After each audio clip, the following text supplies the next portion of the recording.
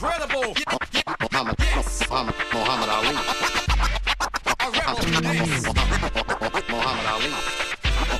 Mohammed Ali. As a kid in Louisville, Cassius Clay was smitten with the fight game. As an adult, in front of the world, Muhammad Ali mastered it. His larger-than-life personality outside the ring blurred the simple truth that Ali was one of the best fighters who ever lived. Part artist or warrior, he performed with a guile and grace never quite seen in a heavyweight before or since. Here are 12 rounds that define his genius. 12 blasts of Ali the boxer, and by extension, Ali the man. Here's Ali's dozen, and trust me, it's a must. Muhammad Ali. Muhammad Ali. First up in Ali's dozen, the 1960 Rome Olympics. In his last round as an amateur, Muhammad Ali, then still known as Cassius Clay, took to the international stage and put on a show. Here's a first-hand account from Ali's Olympic teammate, one of more than a dozen eyewitnesses who described these defining rounds and what it was like to witness history.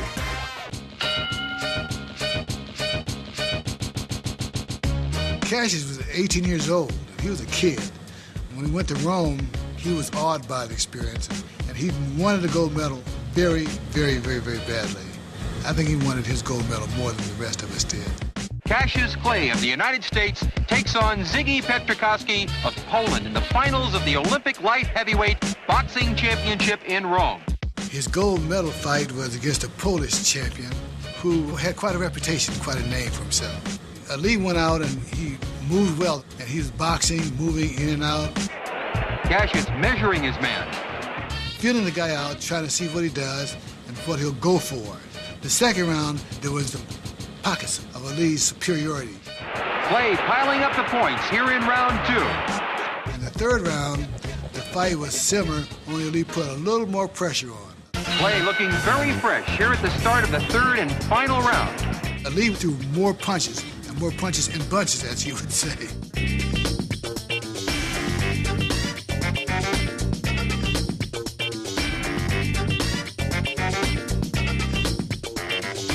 Double jab, triple jab, move to the right, double jab, and circle to the left. He was doing all those things, and it makes it hard for any opponent who is not as fast as Ali on his feet to get a punch in. His opponent hit him a couple of times, but it had no significance. He was as graceful, as a ballet dancer. And there's his famous shuffle. You could put an orchestra behind him in some cases. Heavyweight fighters are usually accustomed to fighting guys whose shoes are nailed to the floor and whose arms are big and bulky and who throw slow, hard, ponderous punches. So when you fight a guy like Ali, no one can prepare for it. Clay all over Pietrkowski here at the end of round three. It was a clear victory for Cassius Clay. The decision goes to Cassius Clay of the United States. Winning the gold medal for Ali was everything because his future rested on becoming heavyweight champ of the world. That was his goal, that was his objective.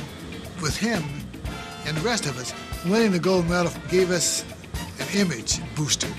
It gave us something to sell to the public that says excellence, that says champion, that says he can do it. Round three versus Pietrkowski gave us a glimpse of the lightning style that would define Ali in the ring. 3 years and 18 professional victories later, the undefeated 21-year-old sensation was on his way to a shot at the heavyweight title when British champ Henry Cooper almost derailed his journey.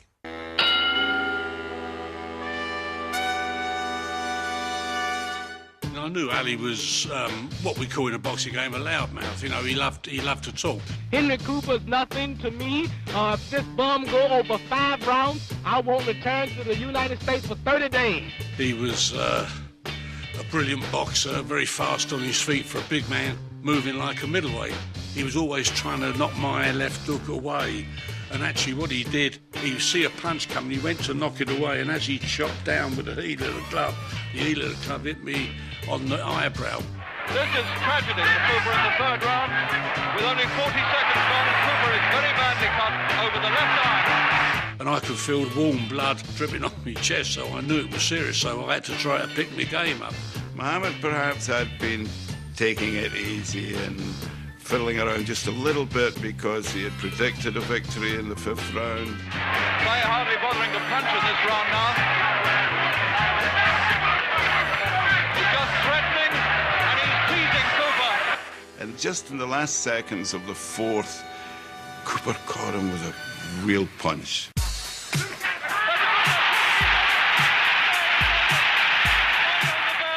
The bell has sounded, and he's up at about 3, Clay. He got up, he didn't know where he was. Clay took one shot too many, and he still doesn't know where he is. And Ancho Dundee then took him back to the corner, and then that's where all, as I call the okey pokey took place. I mean, they had, in them days, ammonia files, which were illegal in British boxing. The other thing was, I mean, he saw that the stitching on the glove had stretched, so to get him a bit more time, Angelo Dundee just stuck his thumbnail in and tore it. Stood in charge, had to send someone back to the dressing room to get another set of gloves. He got an extension to the period between the rounds. Now, to an athlete, that's a lifetime, that's a lifesaver. When he came out for the 5th round, he was restored to sharpness, and he just proceeded to apply terrible pressure.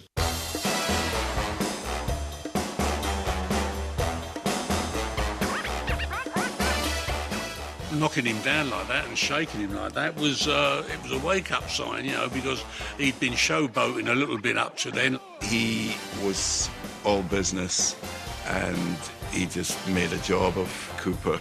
There was never the remotest doubt about the outcome from the moment the bell rang for the 5th. Henry is dripping blood. And I think Tommy Little will have to stop this because Cooper's eye is really in an absolutely appalling state. It was clear that the fight couldn't last, and it was truly stopped. Foul has come in from Cooper's corner, and Tommy Little's looking at it. Ali always paid me a great compliment because he always said that left hook I had him, when he said Cooper hit me so hard, he didn't only shake me, he shook my relations in Africa. With his focus assault on Cooper in round 5, Ali showed the heart of a great fighter, beating beneath his showman's persona. With that victory, the young man from Louisville was assured of a title shot.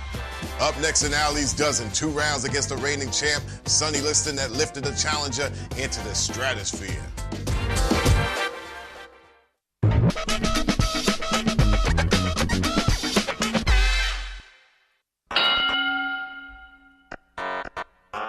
The Liston fight, they thought I was leading my guy to the slaughter. You know, they were trying to tell me this guy's the meanest, the toughest. I knew he was. Once Liston got a hold of you, forget about it. They didn't give his kid a shot. They figured Liston was going to break him in half. I look for Liston to win in the 3 rounds. Could be 1, perhaps 2. Liston, obviously, to win the fight. I'm not quite sure that anything human can hurt Sonny Liston. But they didn't realize this kid was a great Olympic fighter. This kid had so much going for him, talent-wise. Liston, to me, was the best guy out there. But he got bothered by certain individuals. I did a lot of homework with the guy, and I knew my kid wouldn't be influenced with the guy. He felt like he was going to a party or a picnic. Cassius, can I ask you how you're feeling now at this point in the I'm feeling great. I'm ready to go to war right now. Well, when you say you're ready to go to war right now... I see that bear on the street, I'll beat him before the fight. You'd actually take him on before the fight? Beat him like I'm his daddy. In this profession, it's very simple. It's always a guy out there that can lick the other guy.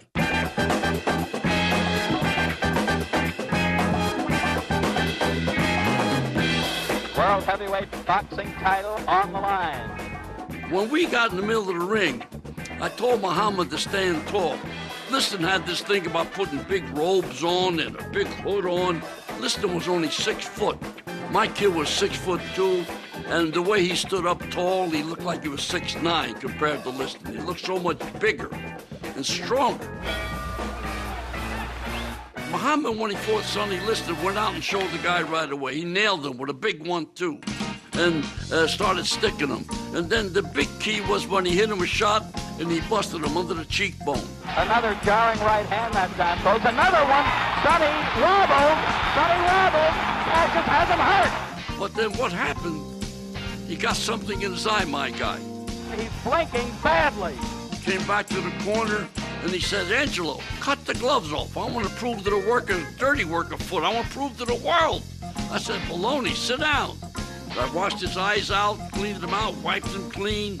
The referee was coming towards me, and what I did, I made him stand up because the referee was going to go there, my guy shaking his head. I was scared they're going to stop the fight. Something's wrong with Clay Hart. Something's wrong with Clay. I see that, Joe. His eyes are bothering him. So the referee went back, and then I gave my guy one thing. I said, run.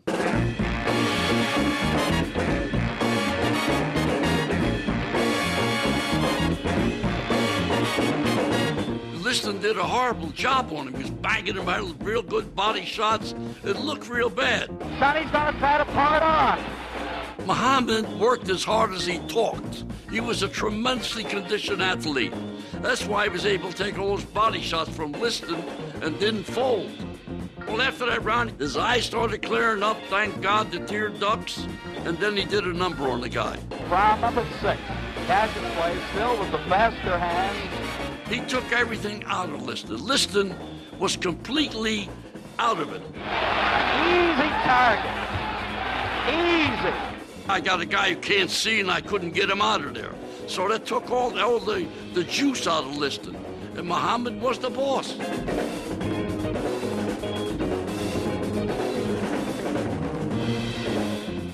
Well, after that round, the ending came because in the corner, his shoulder was hurting, the cut was there.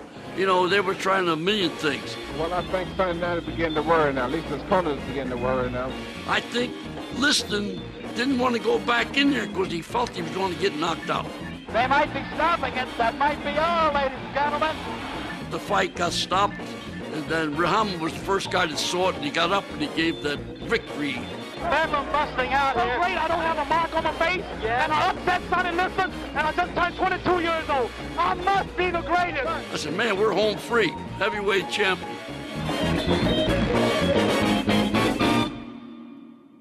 Round 6 marked the birth of the man they would call the greatest. Boxing had a new champion, but not everyone was ready to accept Ali as the heavyweight king of the world.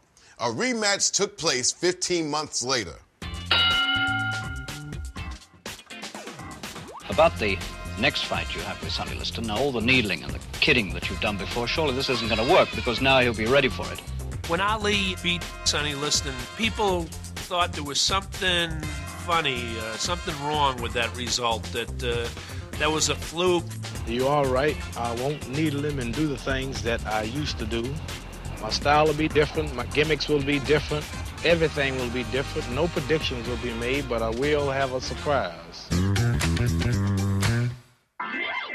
Shake it! Ali, he didn't come out dancing the way he had in the first fight in Miami Beach.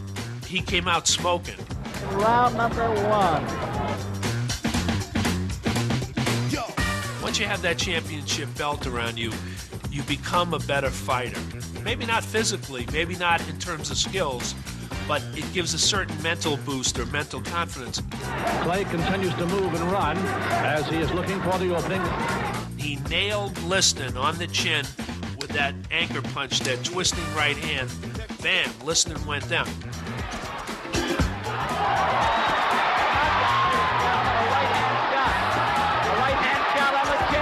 Ali is standing over Liston. Liston's prone, and Ali says, "Get up, you big bum, get up."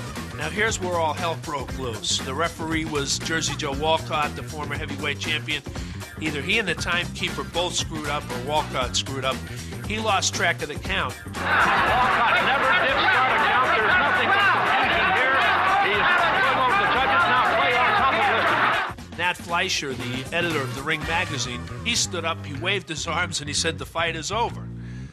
And that was it. The timekeeper counted out Liston in 1 minute of the first round. The winner by a knockout, Muhammad Ali. Turns out the next day that everyone called it a fixed fight. They charged that Liston threw the fight, that Liston didn't try.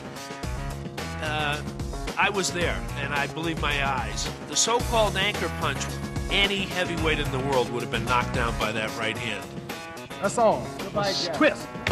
And you can't see it, but if you were hit with it, all of you'll be out. On that particular night, he looked unbeatable against Sonny Liston. Yeah, the knockout was screwed up by the referee, Joe Walcott, but he showed that he could punch and he could knock a guy down and score a knockout with one shot. Muhammad Ali put an exclamation point on top of his great performance when he won the title in Miami Beach by completely dominating Sonny Liston. He made a statement on that night in St. Dominic's Arena in Lewiston, Maine, and the statement was, "I am the greatest." Up next in...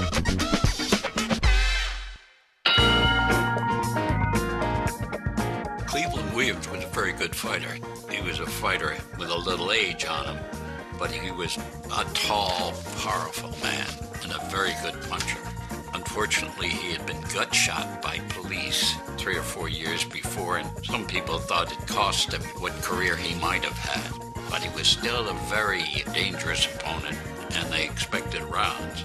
They didn't get any rounds because it was Ali at his most brilliant. There's the bell. In that particular round, the second round, you saw really a superb fighter who was beautifully trained and conditioned and would just circle Williams and throwing those jabs. Clay can hit him almost at will with his left jab. He would throw battery of punches with such great rapidity. It almost looked like they were coming out of a machine. Clay hits you many different ways, slaps and hooks and jabs. It was just a brilliant arsenal. And then the right hands, those powerful right hands that put Cleveland Williams down. The hard left to the right to the nose. Williams down. Clay with a left, a right, a left. Williams with his back to us is getting hit at will. A left, a right.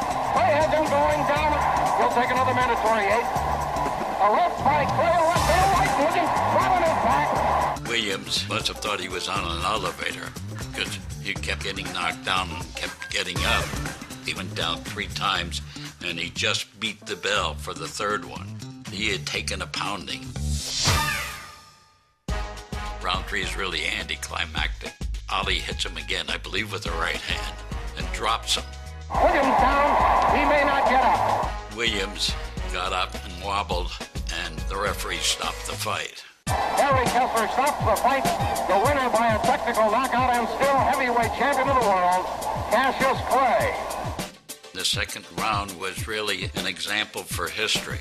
What it did was revealed all the facets of his ability to move, his ability to punch, the great footwork, the Ali shuffle. Ali was just flexing his muscle, just beginning to appreciate how good he could be. It was a signature piece by Ali, certainly a signature round. Having displayed his punching power in round 2 versus Williams, Ali made a different statement 3 months later against Ernie Terrell, who in the run-up to the match refused to refer to Ali by any name other than Cassius Clay. I am surrounded at the moment by 2 massive men. The gentleman to my left has just told me that he is the only man in the world that Muhammad Ali is afraid of. You continue to be unafraid of us. Yeah, I'd like to say something right here. You know, Cassius Clay, yes. Why do you want to say Cassius Clay when Howard Cosell and everybody is calling you Muhammad Ali? Now, why you got to be the one of all people whose color to keep saying Cassius Clay? I said, when I met you, that's what you told me your name was. You said your name was Cassius Clay. I ain't told you nothing. My name is Muhammad Ali, and you will announce it right there in the center of that ring after the fight if you don't do it now. Acting just like an old Uncle Tom. Another Floyd Patterson. I'm going to punish you. The 3 knockdowns in 1 round. We are enforcing the 8th. This could be a long night. They were both champions. Terrell was the WBA champion, World Boxing Association champion, and Ali, I guess, was the World Boxing Council champion. And it was a fight to unify the titles. It looked like a fight that was going to be interesting in the sense that who's going to have the better jab. The guy with the better jab was probably going to win. The bell for round 1. He had a good style. He was fast on his feet. I knew that I had to corner Ali some kind of way. And what happened is, in the third round, I got thumbed in the eye. My eye would just stop and wouldn't move that one eye. Every time he would move one way or the other, I would see two Alis. Fighting one Ali is tough enough. Fighting two of them is kind of rough. Terrell really couldn't get on track. The eye was badly swollen, and Muhammad, for lack of a better phrase, had a picnic with him. Now the bell for round 8. Ali would say, "What's my name, chump? What's my name, sucker?" And he would throw the jab and throw the jab and throw the jab. He wanted to make Terrell do it. Terrell would not do it. Said he'd humiliate him. I hardly think it's necessary. By him saying, "What's my name?" I mean, it didn't mean nothing to me. I didn't pay no attention. Terrell was just having a tough enough time staying on his feet, never mind answering questions. He could have ended the fight. He could have knocked him out. I'm sure he could have. He did not want to knock him out.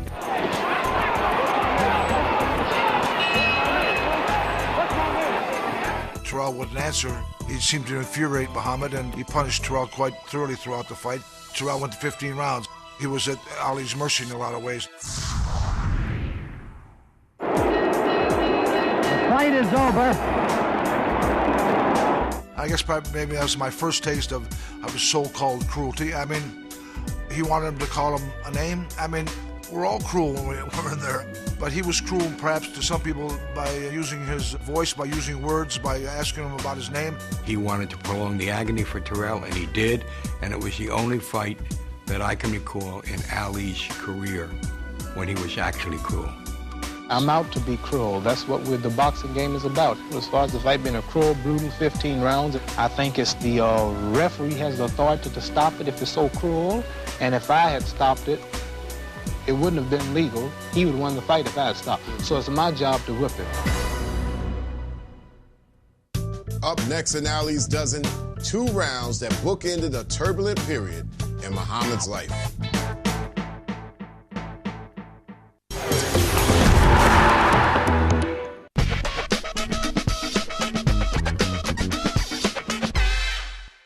We continue our look at 12 rounds that define Muhammad Ali as described by the opponents he faced and the eyewitnesses who watched him make history in the ring.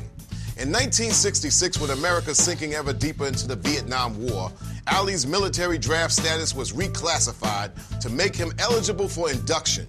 With the powerful Nation of Islam at his back, Ali dropped the bomb by proclaiming, "I ain't got no quarrel with them Viet Cong." In March of 1967, with his induction date only weeks away, Ali defended his title against challenger Zora Foley at Madison Square Garden. At the time, Ali was defiant. Ali refused induction into the service. Those of us around him knew that he said he was not going to take that step, not going to take the oath.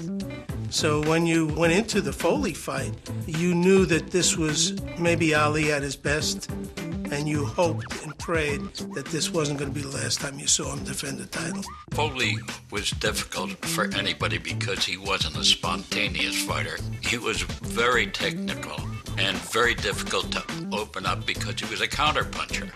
So he wasn't particularly an easy case for Ali. Muhammad Ali, the white trunks, Zora Foley, the challenger. This was Ali really reaching the pinnacle of his skills. Ali was just in control of the fight. And at the moment, the champion is treating this as though it were a gymnasium workout. You could see that Ali was testing him. How far away from Foley did he have to stand where he could hit Foley and Foley couldn't hit him? The champion is putting on a show. He knocked him down in the 4th round. And there's Foley down. You weren't really certain that he could get up, and he got up and he turned around and he looked the wrong way, as if a man was getting up from a nightmare and wondering where he was. Ali was clearly in control of the fight. You would think, unless there was some sort of disaster, he was clearly going to win. Champion Speed has been turning the fight his way. Ali landed a beautiful chopping right hand in the 7th round, and Foley went down and out. It was so quick, many people didn't even see it. It was one of Muhammad Ali's best punches.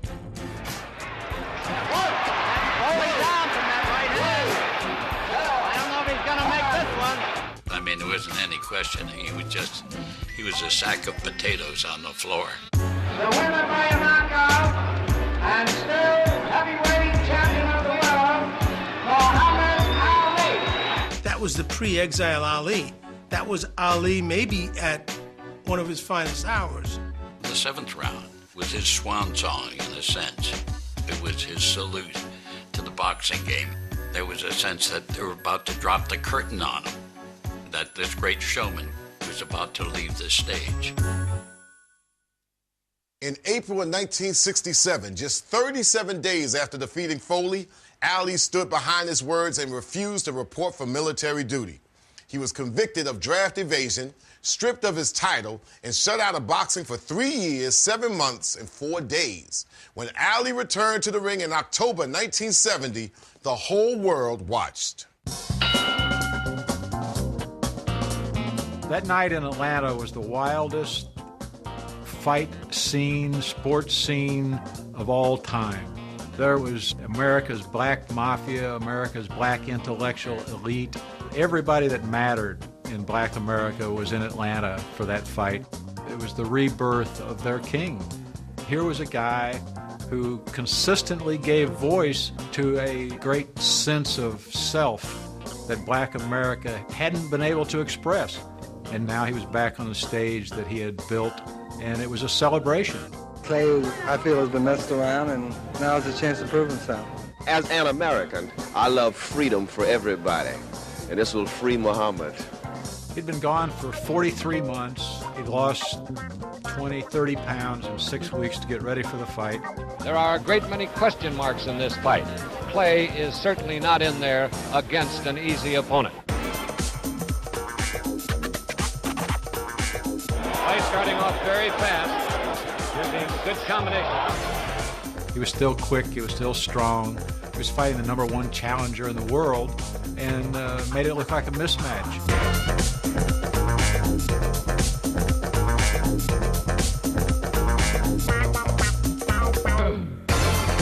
Corey was a good fighter. He could move, had good hand speed. Didn't make any difference. Ali hit Corey anytime he wanted to. That left jab is finding its mark. To the naked eye, to the layman's eye, you could tell no difference. Still had the good hand speed, still moved. I didn't think he'd lost anything.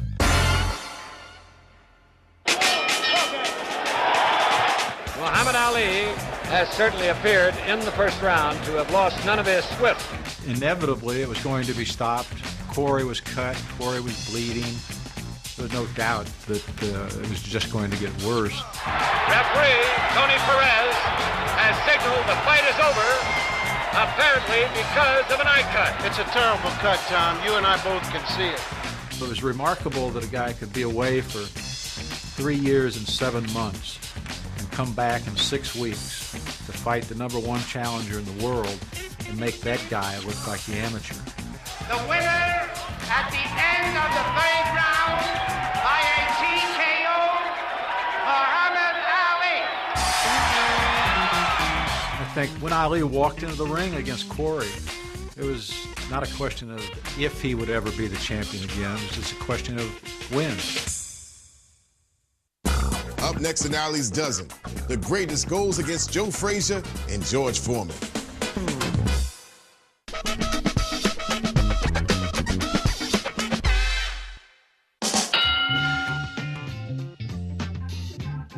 It was really an unprecedented situation, the first Ali-Frazier fight, because both fighters had a claim to the title. Ali had been the champion before his exile.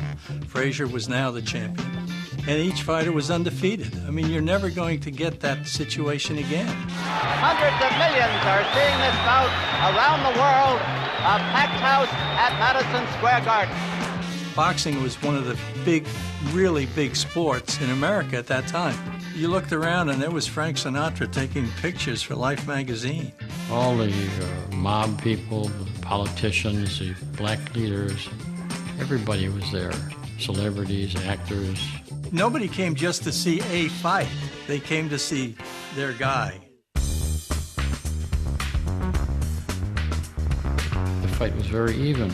Joe was swinging away, and Ali was jabbing him and acting cute and all that.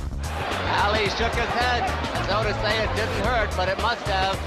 Then the fight got pretty serious. Then they really started to go at each other.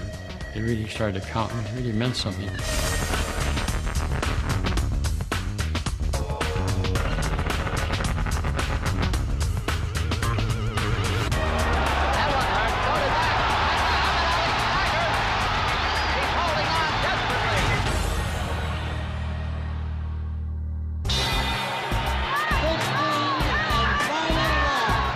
Going into the 15th round, if you look back at the scorecards, I don't see how Ali had a chance to win. I don't think he had any idea that Joe was that tough and that consistent and that determined. I think he thought it was going to be a little easier fight than it was.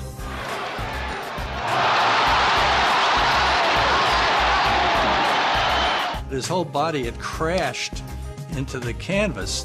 But the thing I remember, too, is as fast as he went down, he got up even faster. He got up as fast as a human can get up from a knockdown. He takes the mandatory 8 count, the only knockdown of the fight. Frazier knocked him down and certainly clinched whatever doubts there were that he would win the fight.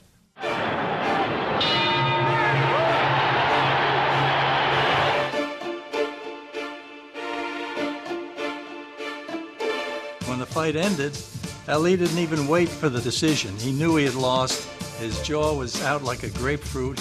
There was no question that Frazier dominated that fight and won that fight decisively. He didn't complain that he was robbed or the decision should go another way or anything like that. He accepted it. I'm human, and I realize that we all have to lose and life's still going on. That loss affected him greatly because he was considered the uncrowned champion who had to take a 3.5-year exile, but had never lost in the ring. He couldn't certainly claim that he was the uncrowned champion after having lost to Joe Frazier. So it was he knew there was a long road back before he would get a shot at the title. The knockdown in the 15th sealed Ali's first loss in 32 pro fights. 3 years would pass before Ali got another shot at the title taken from him in 1967. At age 32, he traveled to Kinshasa, Zaire, to meet heavyweight champ George Foreman. Here was a guy who had been through hell. He lost 3 years of his life in boxing when he would have been at the top of his game. Now he comes back, and finally he gets Foreman. And everybody thinks there is no hope. This was going to be the easiest fight of my life. I was pretty confident that once that bell rung that I was going to knock Muhammad Ali out in the first round. Foreman had never been in a close fight in his life. He was a brute at that time. He was a guy who could cut the ring off where the boxer would have nowheres to go, nowheres to hide, nowheres to run. But Ali said to me in his dressing room before he left for Africa, I'm going to knock him out. And I believed him. Because as he once said, if Ali says a mosquito can pull a plow, don't argue, hitch it up.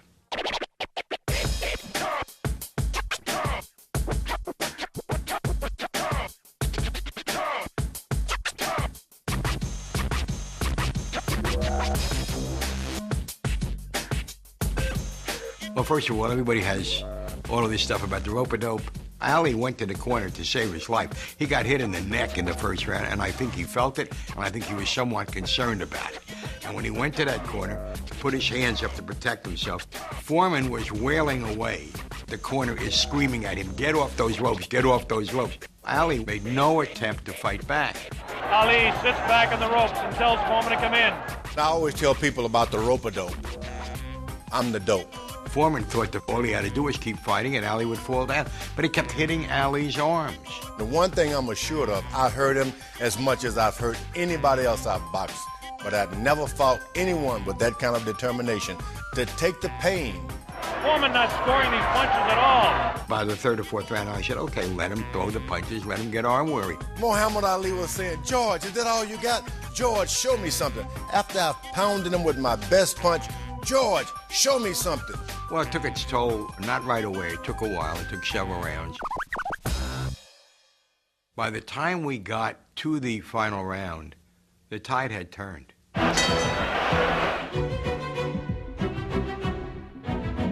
To me, when the bell rang for the final round, it was preordained. I mean, I was positive Ali was going to win. I knew he had to knock him out to do it, but I was positive he was going to do it. Foreman had no confidence by then, had no stamina by then. Foreman looking to deliver the real heavy blows. Now he's bouncing better. Almost falls out of the ring. And then when Ali threw that little sneaky short right hand. 1-2, the quickest right hand I'd ever been punched with. It knocked me down. Ali, a sneaky right hand. This time he works over the shoulder of Foreman.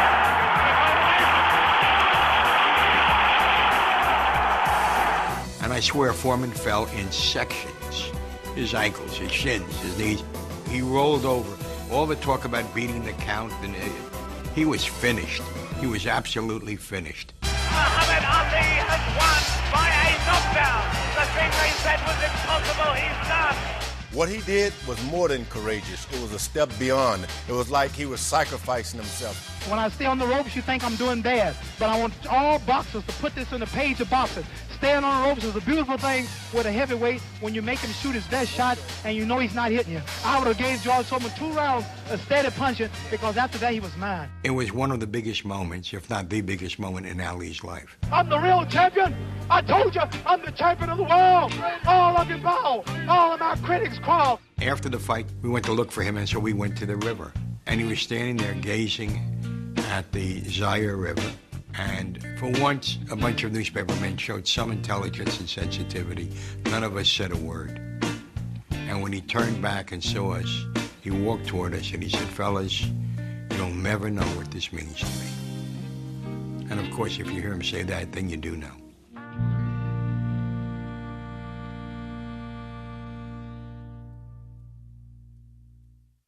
With brilliant style and strategy, Ali regained the heavyweight title after 7 years out in the cold. Up next, the final 2 rounds in Ali's dozen, including a classic from Act 3 of the Ali Frazier Blood Trilogy.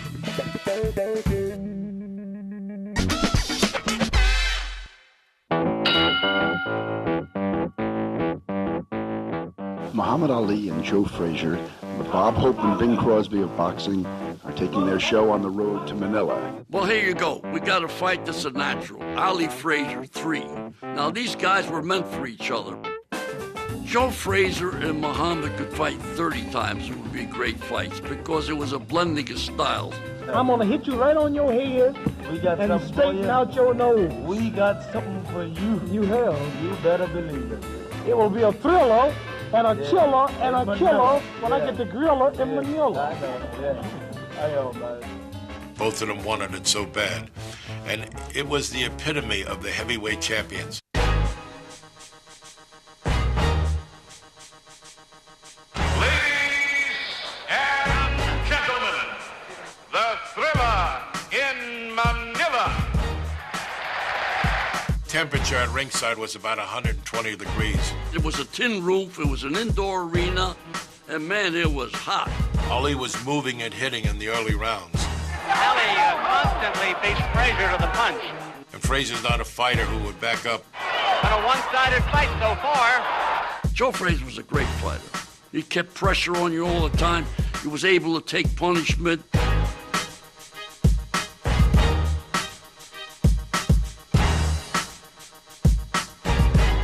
You got to be a special guy to beat that kind of guy. And Muhammad was the guy. Round 13. Ali trying to set the pace again. This fight was a tough fight. Each and every round got tougher and tougher. I think Muhammad got better as he went along. Ali ready to open up with those combinations. When Muhammad hit in that shot, he knocked his mouthpiece flying. I think this was the key. Big round for Ali.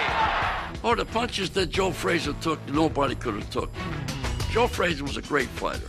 Then he tried, but my guy overwhelmed him. Frazier looks awful tired. Is puffed around both eyes now. He had a way of reaching down and picking something up out of his trick bag to go on and be victorious. I would think that Ali has regained the command of the fight. That's very true. This has been Joe's downfall. Joe cannot match hand speed with him. Anyway, we're coming up to round 14. Frazier couldn't even see after the 13th round. He couldn't see anybody. He was fighting on instinct. Frazier's hurt. Frazier's badly hurt. My guy was hitting with all kinds of shots, and you can only take but so much. The doctor comes up and looks at Frazier. I looked up and Eddie Futch stopped the fight. I think it's going to be over. It's all over. Ali told the press after the fight, he said, "This was hell. This is the closest I've been to death." You know, I don't know if he could have went on another round. Both guys were taking tremendous shots. That fight was a fight for survival. It meant everything to him. He cleaned his chart. He beat Frazier now twice. Frazier won one. You know, Casamata said to be a great fighter, you got to come from within. You got to want it. This is what Ali showed him in that fight. In round 13, Ali summoned what many believe was his last great surge as a boxer and took control over his nemesis. But 2 years later, in the final round of Ali's dozen, the 35-year-old icon would again dig deep in a battle with power puncher Ernie Shavers.